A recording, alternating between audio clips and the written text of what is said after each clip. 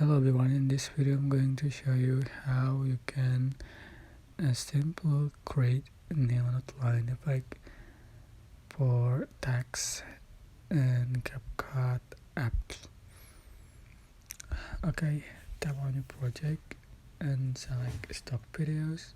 You can select black screen and add. So you can add text, just click text, select add text. Just write and text your text.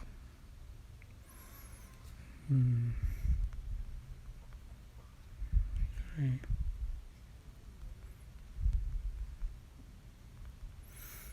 Alright, you can change more the font size and then font style.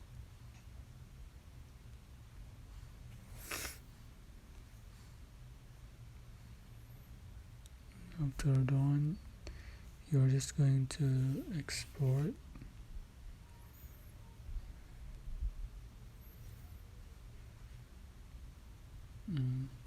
Tap on your project and select Touch Creator.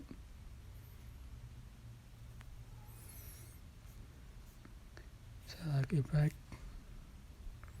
Select Video Effect. Select Night Club.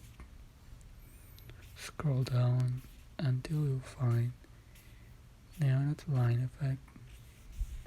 So here's just download it and you can adjust for intensity.